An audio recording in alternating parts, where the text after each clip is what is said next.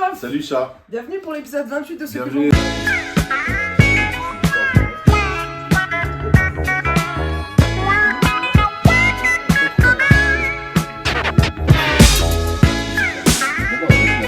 Alors oui, c'est très bien.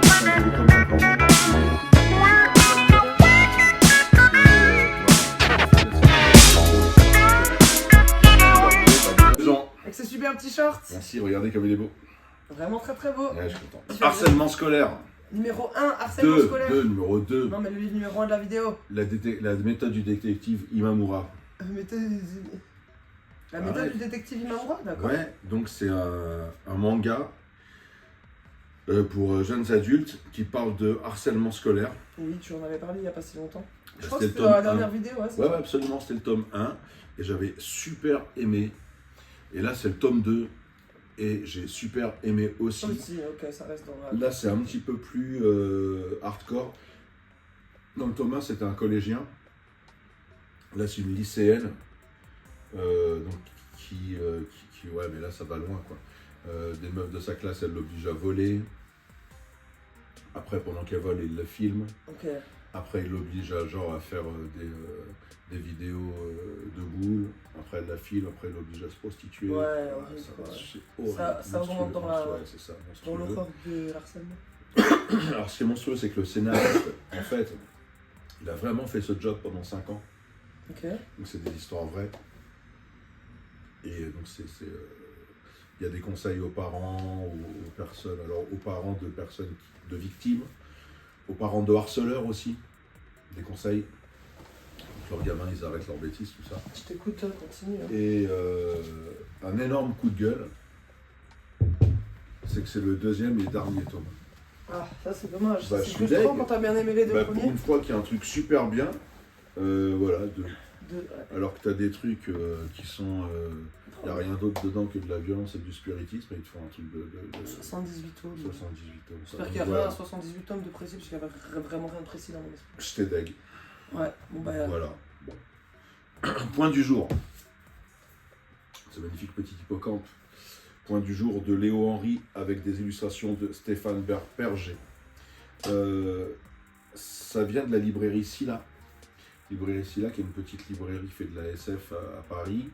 Et donc, il y a aussi une petite maison d'édition qui fait de la SF aussi. À ce jour, ils ont édité 5 bouquins. Ils m'en ont envoyé 4 en service de presse, donc je suis pas content. C'est le premier que je lis. Alors, c'est de la science-fiction qui n'est pas super abordable. Il y a une maison d'édition qui fait de la SF qui s'appelle La Volte, la maison d'édition de base de Alain Damasio. Et c'est cet esprit un petit peu de SF un peu hermétique, très très poétique, un peu halluciné, ce qu'on retrouve aussi dans les fanzines de SF des années 80-90. Donc pas de la SF grand public, mais moi j'aime bien. J'ai bien aimé une ambiance post-apocalyptique, bizarre, très très sombre, mais il y a plus... Le récit, il te véhicule plus dans une ambiance que dans une histoire, en fait. D'accord. Mais j'aime bien, c'est joli. J'aime les couvertures à rabat, comme tu le sais. Des belles petites couvertures à rabat. Et puis, bah, c'est un prix contenu, ça coûte 10 balles, je sais pas. Voilà, pour les gens qui aiment la SF, on va dire artistique, quoi. Il y a l'esthétisme, il y a beaucoup d'esthétisme plus que d'histoire, quoi. D'accord. Bon du jour. Après, on revient avec les éditions Bleu et Jaune, dont j'ai déjà parlé ici plusieurs fois. C'est une maison d'édition française qui fait de la traduction d'ouvrages d'Europe de l'Est, qui sont à peu près inconnus en France, mais réputés dans leur pays. Par exemple, À la fin de l'été, de Magdalena Blažević. C'est le prix T-Portal du meilleur roman croate de l'année en 2023, je crois. Et c'est assez terrible. C'est un roman anti-guerre, je vais dire anti-militariste, il n'est pas vraiment anti-militariste, il est anti-guerre. C'est l'histoire d'une jeune fille de 14 ans qui meurt à cause de la guerre. Genre, elle se fait tuer dans son village. Et en fait, elle raconte sa vie de gamine de 14 ans.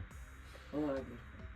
Alors, peu pendant la guerre, en fait, elle raconte sa vie. Sa vie Sa d'avant. vie jusqu'à la guerre, quoi. Ok. Jusqu'à la guerre, jusqu'à comment elle se fait tuer, et même après.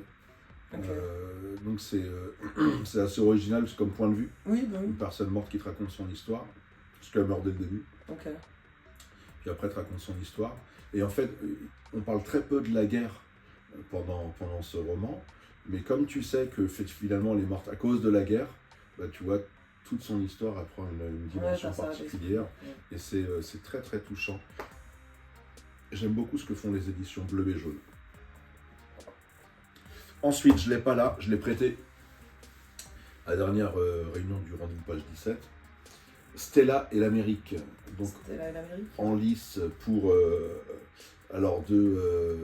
Joseph, c'est ça, ouais, Joseph Incardona, un auteur suisse, en lice pour le prix des lecteurs Quai des Polars 2025.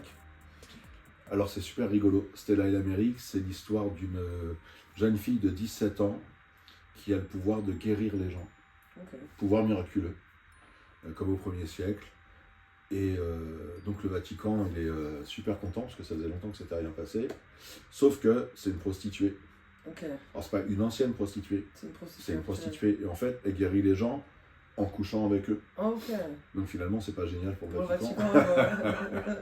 Et donc comme ce qu'ils aiment pas, ils décident de le supprimer, bah ils décident de la supprimer. Okay. Donc ils engagent des tueurs à gages qui vont aller à ses trousses. Il y a aussi un journaliste, quand on parlait de cette histoire, qui se dit ça c'est un prix Pulitzer assuré. Donc elle a 2 tueurs à gages à ses trousses, un journaliste à ses trousses, et puis un flic qui est là pour essayer de comprendre ce qui se passe. C'est un road trip très très drôle. Non, ça va marrant. Ce que j'aime bien, c'est qu'il n'y a pas de vulgarité. Cette jeune fille, elle est présentée vraiment comme une vierge pure. Alors bon, on connaît son métier. Mais voilà, dès qu'elle arrive quelque part, il y a une grande innocence, les gens sont tout de suite attirés par son aura, elle est magnifique. J'ai bien aimé ce qu'a fait l'auteur sur cet aspect. Hein, j'ai bien aimé. Très drôle, Stella et l'Amérique, j'aime bien. Ensuite, L'Enfant d'une autre, que j'ai prêté aussi, de Florence Wells, dont j'ai déjà parlé plusieurs fois ici, édition L'Alchimiste. Un sacré bouquin. L'enfant d'une autre, donc ça s'appelle, le sous-titre c'est Histoire d'une GPA. Okay. Donc c'est l'histoire d'une américaine qui s'appelle Lisa, qui a déjà plusieurs gosses, qui a beaucoup de mal à s'en sortir financièrement. Okay. Son mari il est routier, il est tout le temps sur la route, il rentre à la maison genre 2 fois par mois, et elle galère, et elle entend parler de la GPA. Et elle s'inscrit dans un centre où il propose de la GPA. Et en même temps, elle va sur le net, dans des forums, etc. Et donc, elle rencontre un couple gay qui par le biais du centre, demande une GPA. Mm-hmm. Et sur les forums, elle rencontre un couple hétéro qui est aussi, la dame, elle n'arrive pas à avoir d'enfant. Donc, qui demande aussi, ils aimeraient bien bénéficier de sa gestation. Ouais. Quoi. Et en fait, elle va accepter les deux deals. Okay. Sauf qu'elle a un seul enfant dans son ventre. Ok. Tu vois le truc? Ok. Ouais, c'est vachement hardcore. En plus, les 2 couples, ils sont à Paris, enfin en France. Donc elle est aux États-Unis. Au pire, elle fait des jours. Bah, en fait, elle fait pas des jours, c'est ça le problème. Ouais. Et donc, voilà. C'est déjà, c'est spécial comme... Oui, histoire d'une GPA, c'est déjà, tu t'as dit. Mais là, en plus, dans ce contexte, c'est très très particulier, super bien. J'aime bien Florence Wells, tout ce qu'elle fait, c'est bien. Elle avait fait d'abord un roman social qui s'appelait Je cueillerai la vie et je te l'offrirai, que j'avais beaucoup aimé. Ensuite, elle avait fait un bouquin de dystopie SF qui s'appelait Pointe-Land, l'Empire des Points. Ensuite, elle avait fait un roman feel good qu'elle avait auto-édité, Le mystère de la chaussette jaune. Et puis là, maintenant, ça. Tout ce qu'elle fait, c'est bien. Et elle est comme ça dans plusieurs registres. Donc j'aime bien, mais je trouve que le roman social, c'est vraiment ce qu'elle fait le mieux. Okay. Ensuite, Madeleine avant l'aube.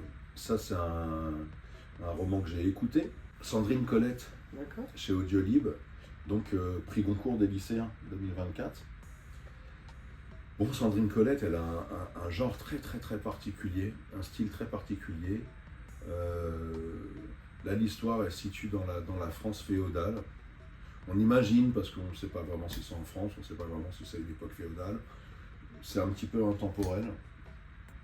Mais c'est l'histoire donc, voilà, de paysans qui travaillent pour un maître et dans la grande misère, la grande pauvreté, le travail dur de la terre et tout.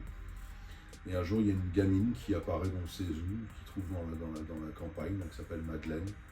Et donc voilà, elle va un petit peu révolutionner la vie du village, et notamment en ce qui concerne leur asservissement. Voilà. Alors, ce que j'ai beaucoup aimé, il y a toute la première partie du récit, où il y a un narrateur en particulier, qui meurt à la moitié du récit, et on apprend qui était ce narrateur au moment où il meurt. Okay. Et voilà, ça c'était super bien foutu. Et d'une manière générale, j'aime de plus en plus Sandrine Colette, qui ne m'avait pas du tout botté dans son premier bouquin que j'avais lu.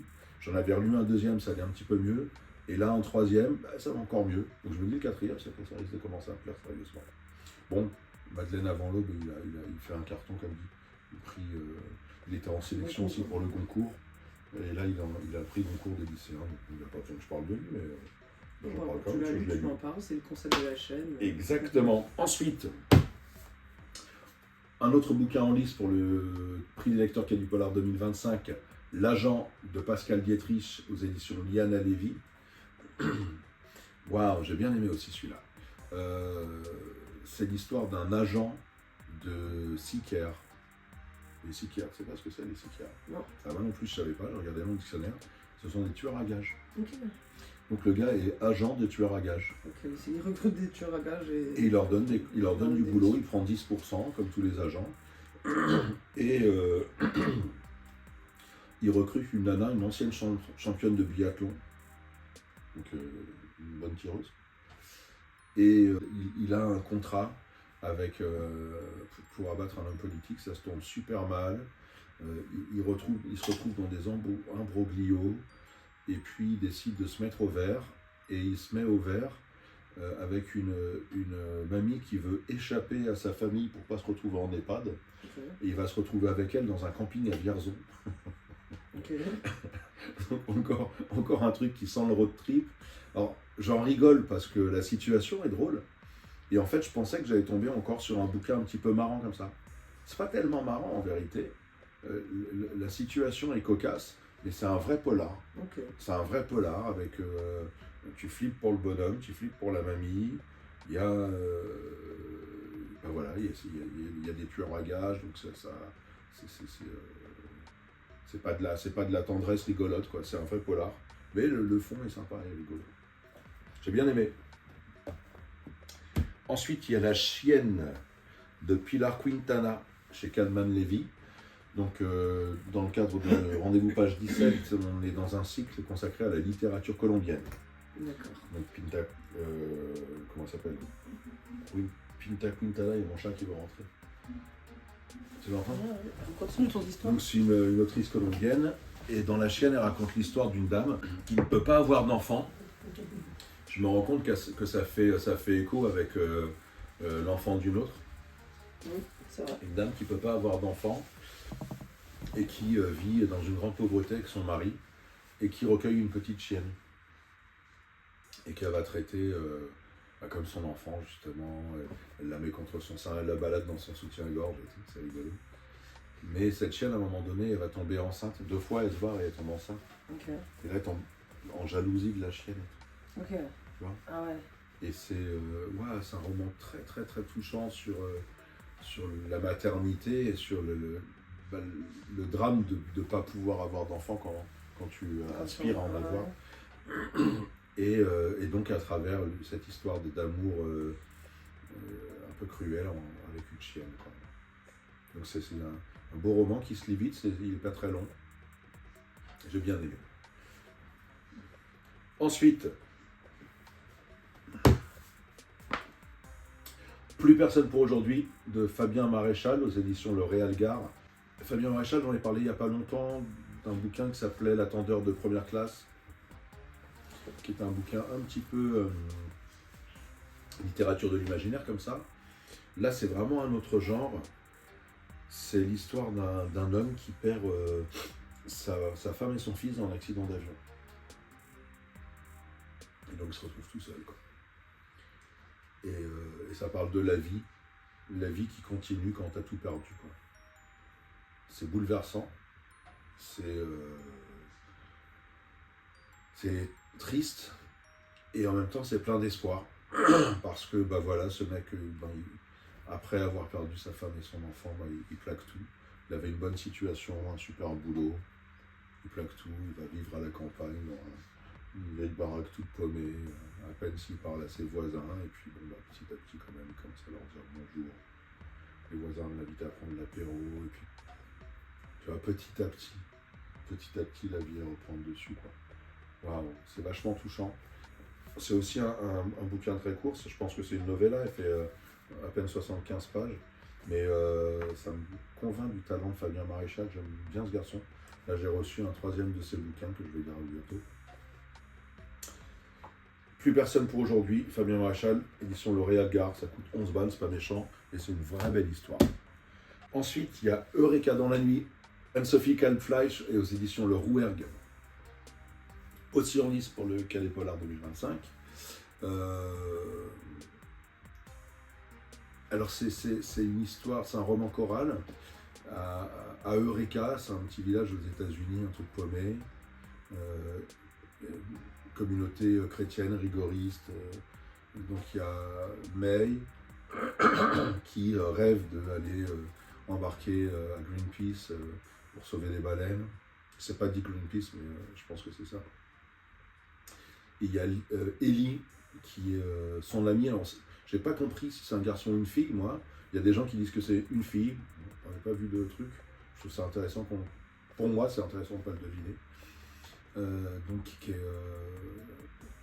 qui est amoureux de May, mais May disparaît. Et Ellie va vouloir la retrouver. Et pour ça, elle doit quitter Eureka, quitter son père qui est pasteur et violent. Pas un type drôle, et en fait ça parle de la difficulté de s'émanciper quand on vit dans ces petites communautés, et puis d'autres choses aussi qu'on découvre au fil du bouquin, l'histoire de la maman, notamment de Ellie, l'histoire d'un hôpital qui a là, les personnes riches de cet endroit, et en fait c'est construit comme une sorte de puzzle. Au début tu comprends pas. Tu vois un petit peu les personnages dans les grandes lignes, et plus tu avances dans le récit et plus tu comprends l'histoire, plus les personnages sont attachants, jusqu'à tu arrives à la fin et tu dis « Ah mince, c'est fini ». C'était bien ça, Eureka dans la nuit, le Rouergue. Anne-Sophie Kalbfleisch. Ensuite, ceux-là je ne les ai pas encore chroniqués, je vais le faire bientôt. La loi d'attraction de Lionel Krusig. Lionel Krusig, j'en parle souvent parce que c'est lui qui est derrière les éditions L'Alchimiste. Donc, aux éditions L'Alchimiste. C'est un bouquin comme j'en lis rarement. C'est un genre de guide pratique, genre spiritualité, développement personnel. Okay, ouais. Ça parle de comment on peut s'attirer, pour faire simple, comment on peut s'attirer des bonnes choses en ayant des bonnes pensées, en ayant des bons mobiles et en ayant confiance dans la vie. Je résumais un bouquin de 200 pages, mais c'est bien expliqué comment ça marche, quoi. Et tu comprends pourquoi il y a des gens qui ont des relations toxiques, tu comprends pourquoi il y a des gens qui ont des problèmes avec l'argent, tu comprends pourquoi il y en a d'autres à qui tout semble réussir, tu comprends pourquoi il y a des gens qui ont de la chance, des gens qui n'ont pas de chance. Il y a comme ça des lois naturelles dont on peut bénéficier, et cet ouvrage nous explique comment en bénéficier. Et j'ai retrouvé plein de trucs, des principes fondamentaux que j'avais trouvés dans la Bible notamment, d'ailleurs qui sont repris dans ce bouquin, et je trouvais ça finalement très intéressant, alors que c'est pas du tout ma came d'habitude, mais j'ai bien aimé, et il parle d'autres bouquins comme ça dans le même genre, ça m'a donné envie d'en lire d'autres, quoi. Je trouve ça vraiment intéressant, et c'est un guide pratique pour le bonheur, quoi. Okay. Alors je suis pas d'accord avec toutes les croyances qu'il y a dedans, mais en majorité je trouve que ça colle bien, quoi, quand même. J'ai trouvé ça bien. Donc la loi d'attraction, 3 joyeux pour se réaliser. Attention, intention, intuition, par Lionel Krusig, édition L'Alchimiste. Et pour finir, Reine de Pauline Guénin. En lice, pour le prix du polar, prix du lecteur qui a du polar 2025, je l'aurais dit assez souvent. Et ouais, ça c'était bien ça. C'est une histoire d'amour, encore une fois, qui est construite au fil des chapitres. On découvre les choses. Donc il y a Rennes, une dame qui est prostrée. C'est pas la pizza? Non. T'interviens un peu, mais... Ouais, non, c'était drôle. Non, c'est une dame qui est prostrée, dont le corps est couverte d'échymose, rouge comme une des pizzas. Rouge comme la sauce tomate d'une pizza. Ouais. Et d'un autre côté, il y a un mec qui se cache, qui est blessé. D'un autre côté, l'employeur de Rennes qui a été abattu. Et puis petit à petit, à travers l'enquête, à travers les témoignages des uns et des autres, bah, on comprend que il y avait une histoire d'amour entre cette jeune femme qui était une clandestine, un petit peu en esclave moderne, un patron de bar qui fricotait avec la mafia, et un tueur à gages qui avait été hébergé par ce patron de bar et qui était amoureux de Rennes, qui supportait plus de la voir se faire battre et qui a dessoudé son employeur, quoi. Ok. Et ouais, et c'est un beau roman, sombre, une belle histoire d'amour, comme d'habitude. On ne fait pas des histoires d'amour où on parle que de meurtre et de violence et de souffrance et de difficultés de vivre. C'est l'amour dans un milieu sombre, quoi. Ouais, c'est ça. Et c'est un amour qui ne dit pas son nom, mais on comprend, encore une fois, un petit peu une construction en mode puzzle comme ça. On comprend au fil de la lecture ce qui unit ces deux êtres, et c'est très très touchant, encore une fois. Donc voilà, plein de lectures qui m'ont touché, Ouais, c'est toute touchante. qui m'ont plu, qui m'ont fait vibrer mon petit cœur, et que j'avais envie de partager avec toi et avec vous, les amis. Je suis un petit peu fatiguée aujourd'hui, donc j'ai un petit peu un manque d'enthousiasme, mais c'était vraiment très très bien, papa. C'est vrai que tu avais un manque d'enthousiasme. Heureusement, il y a ce chat qui, maintenant, il souhaite sortir. Oui, Tilleul, arrête en mettant. Nous allons clôturer cette vidéo, puis Nous clôturons cette vidéo. Serrons-nous la petite pince. Serrage de pince, peut-être petite nuit un petit peu sèche. Oui, c'est normal, car je fais de l'escalade et je travaille dehors. Ah, d'accord. Je suis ouvrière. Et donc, à bientôt pour l'épisode 29 de Ce que j'en dis. Incroyable. Toujours plus d'aventures, on s'abonne. 90 abonnés, là, c'est incroyable. On aimerait Continuez beaucoup comme ça, passer la barre des 100 abonnés, on sera très heureux. Ça fait des années qu'on se voit passer la barre des 100. On la passera peut-être un jour. En tout cas, merci pour votre soutien. Merci pour votre soutien. Au revoir. Et à bientôt.